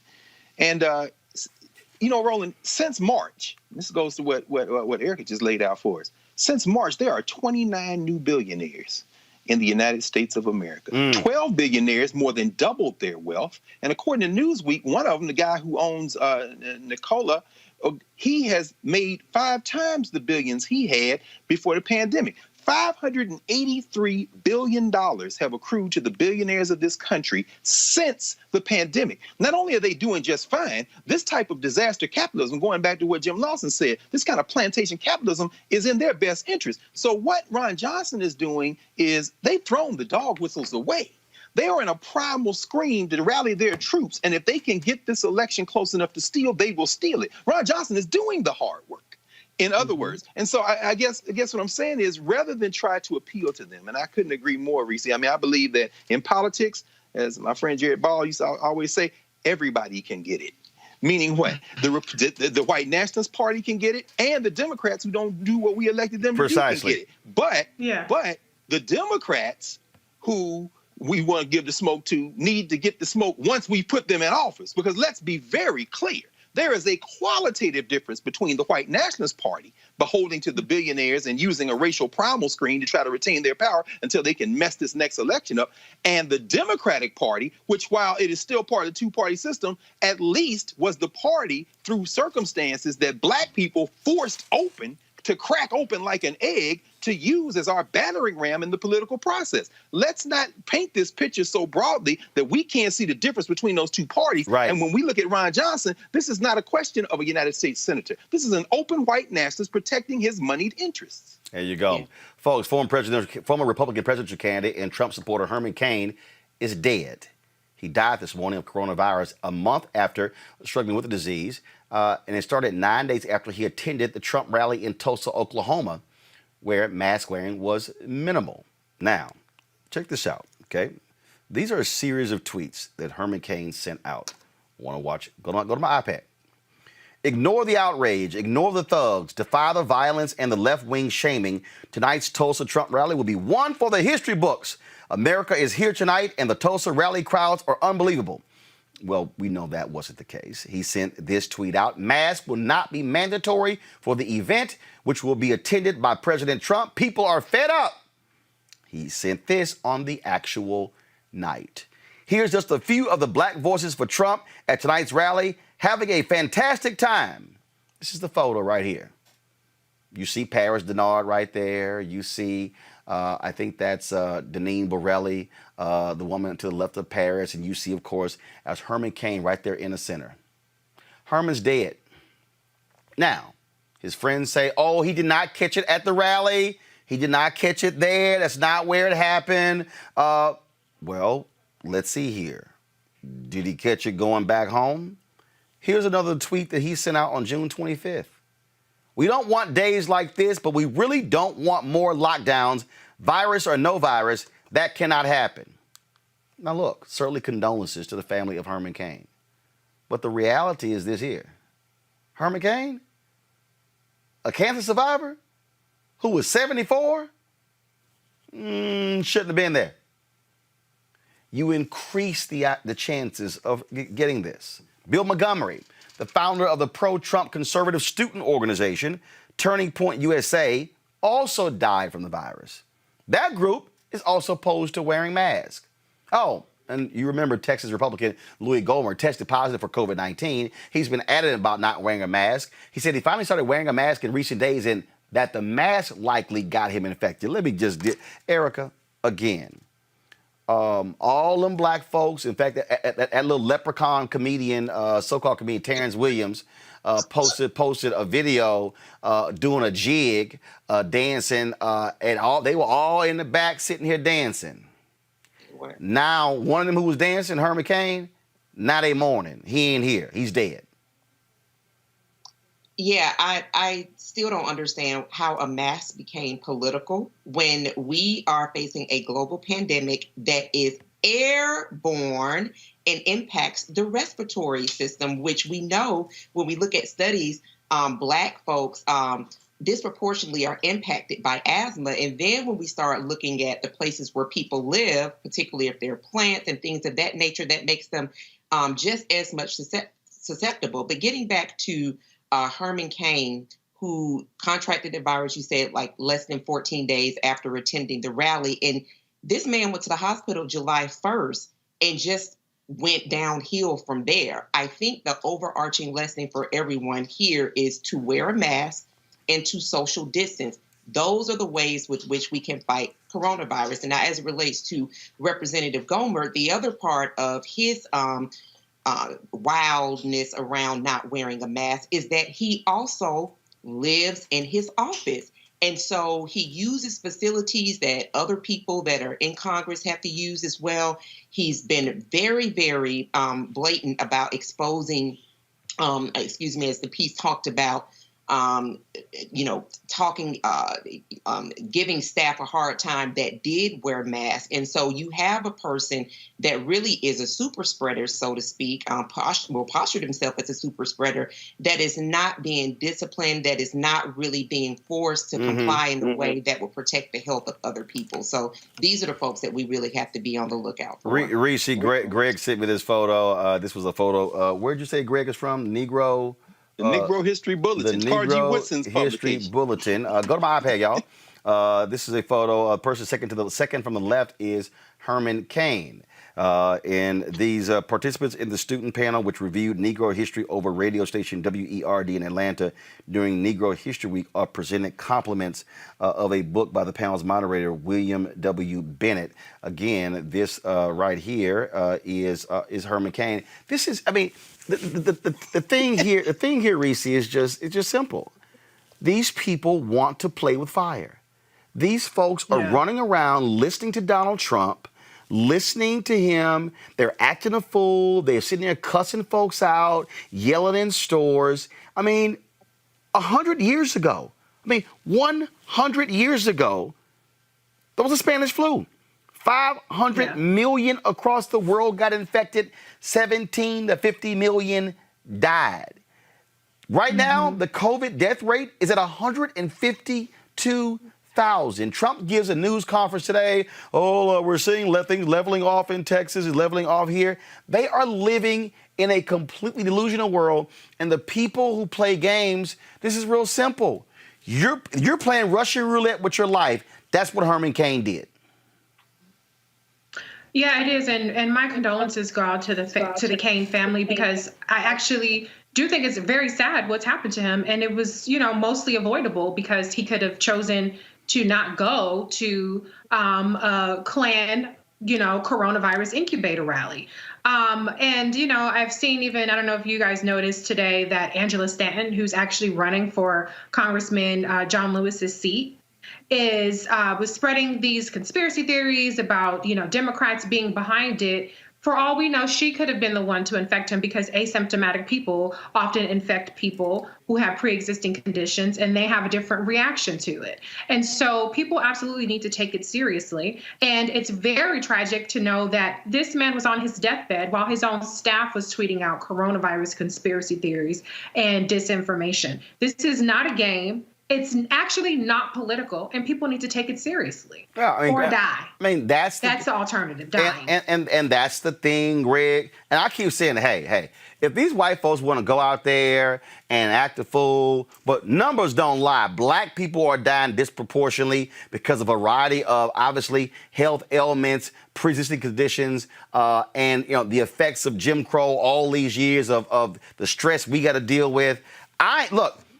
Look, people were asking me, Roland, are you going to go cover the funeral stuff of Congressman John Lewis? And I was very, very close to doing it. But I had to sit there and make a decision, Greg. I said, wait a minute. Yeah. I'm the only host of the show. I ain't got no backup. Yeah. There some companies have a key man insurance. I'm lone man. I mean, the bottom line is me hosting this show is responsible for the jobs of 10 other people. So you can't just... And then also you got your family who's been affected as well. People got to understand what's going on here. And again, condolences go out to the Cain family, but you put your life on the line for a Trump rally? Gave his life, brother. You gave your life for a Trump rally? Took the ultimate L. Just like Reese said. And that's why when you show that picture, really, the thing that moved me, I was looking through some copies of the Negro History Bulletin, and I came across that picture and I froze from the early 1960s. Why? Herman Cain. Let's contrast Herman Cain with this white nationalist who's falling apart. He might not make it to November. Whatever's eating his brain may have it all eaten up by September, October. But let's contrast Herman Cain with Donald Trump. Herman Cain did not inherit a fortune. His father, he grew up poor in Memphis. He was born in Memphis. Cain gets to Atlanta because his father moves down there. His father ends up being the chauffeur for the CEO of Coca-Cola, and he tells the CEO of Coca-Cola, this is Herman Cain's father, pay me in Coca-Cola stock instead of money. And that's how he's finally able to get ahead. Contrast that with Fred Trump, his old racist ass out there squeezing the life out of poor people and black and brown people, well, when he let them in the tenements at all, building these trap apartments. And so Herman Cain doesn't have an inheritance. He goes to Morehouse on scholarship. That's where that picture come from. And it's crazy to see him sitting there. We just got through you talked about the black media last week. Black radio stations, WERD was that station Dr. King used to broadcast on. And they go do this Black History thing, and they pay them with a book written by Carter G. Woodson. That's what he's holding there. So where does he go wrong? He gets a degree from mathematics from Morehouse, goes to the Navy and works as a mathematician while he's in the service. And then as he gets into fast food, Pillsbury, Burger King, ultimately we know him, of course, from pizza and all that. He's really a self-made person with the little bit of momentum his family could give him. Meanwhile, Donald Trump is the biggest business failure in American history in terms of the most prominent business failure. He's actually shooting for it.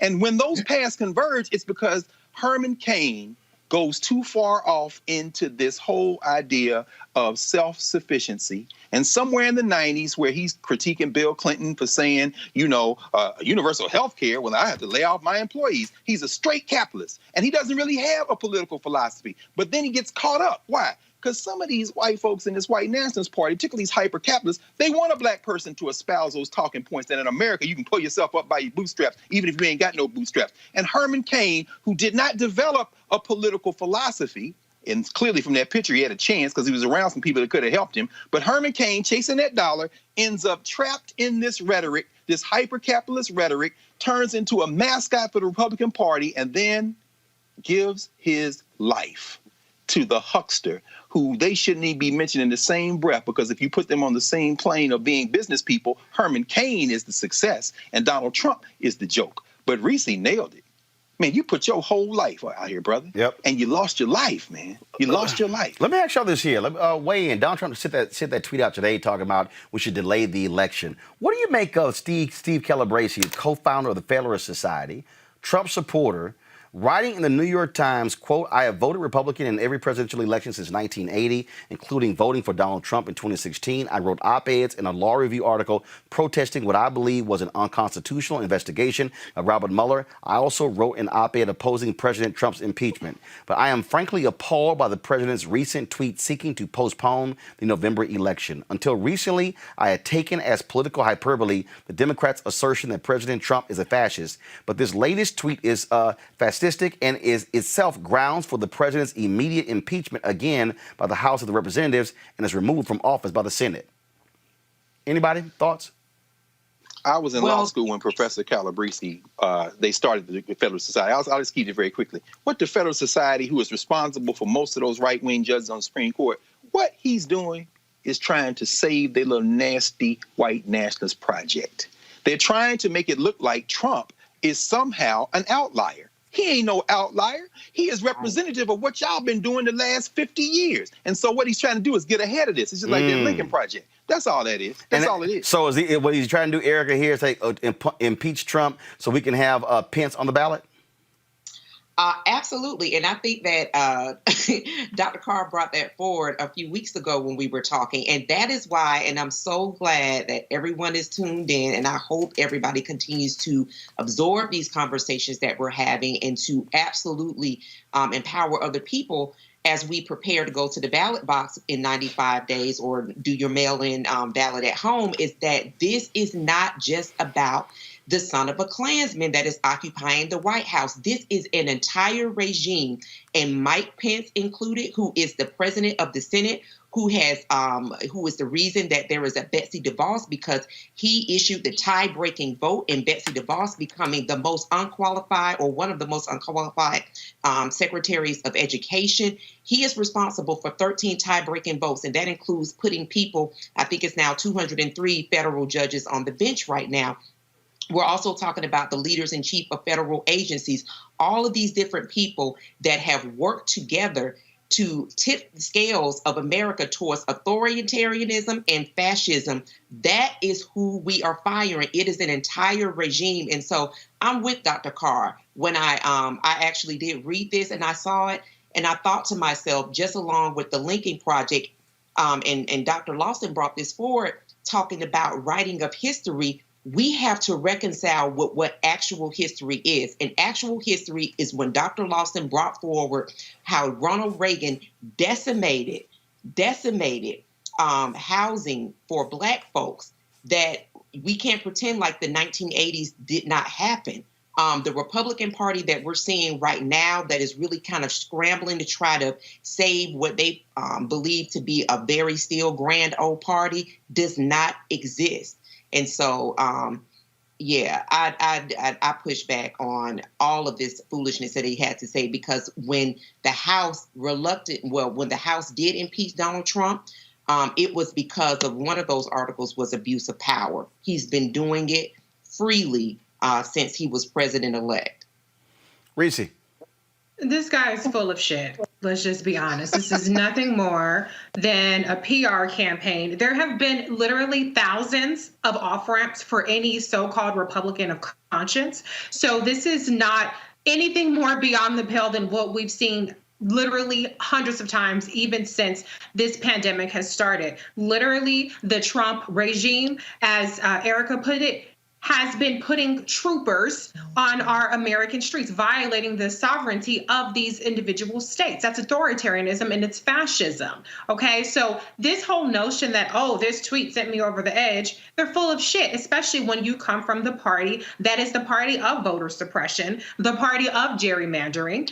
And you have, there was one more thing that I wanted to say. Oh, like Erica said, you have your 200 judges now, Federalist Society. So sure, if you can distance yourself from Donald Trump and your 2 Supreme Court justices, then maybe this is a little bit of damage control on your fault. But what we cannot do, as Dr. Lawson, pointed out brilliantly today, is we cannot allow these white nationalists, the white nationalist party, as Dr. Carr put it, to rehabilitate their images in real time. We can't allow them to do it, to rehabilitate it with memes and catchy videos and ads and op-eds. They are just as much accountable and co-conspirators in this Trump regime and this fascism that we're seeing today. They have the blood on their hands, and we cannot let them write their way out of it.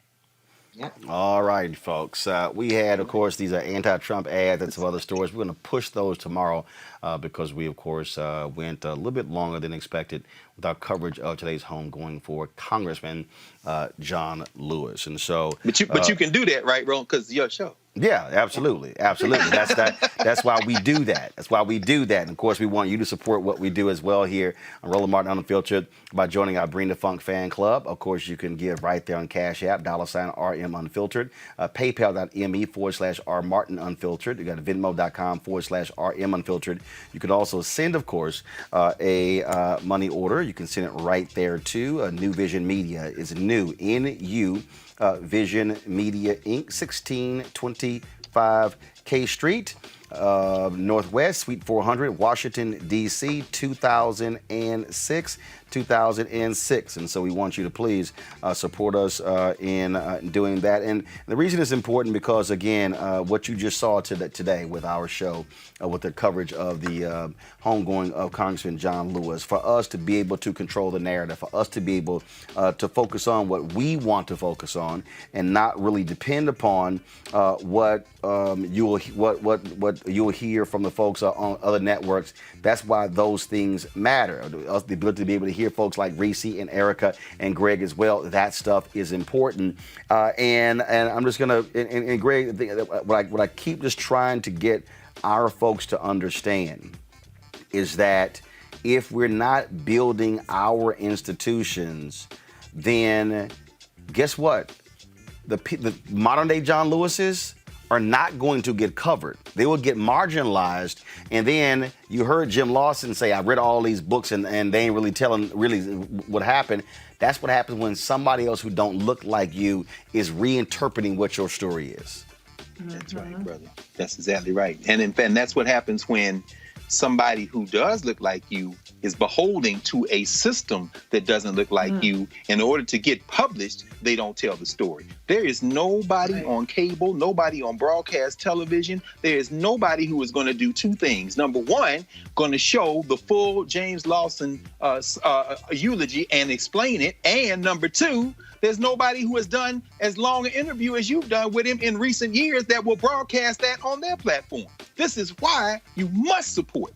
You must support this network and this platform. You know why? Because if you're not watching this, you're not getting the news you need. Because them other folks measure it. Go a little bit. Go on over there and find out how long what they talk about Jim Lawson. Compare what you hear tonight with what you heard over here tonight, and that'll be the difference maybe between slavery and freedom. I don't know. Maybe that might be the difference. Well, folks, there was a whole lot that was being said at today's eulogy, and we're going to end our show hearing from Congressman John Lewis. It's 4 seconds, and it's all you need to hear. Folks, go to my iPad. I'll see y'all tomorrow. Holla. Vote and use it. John Lewis, you have one vote and use it.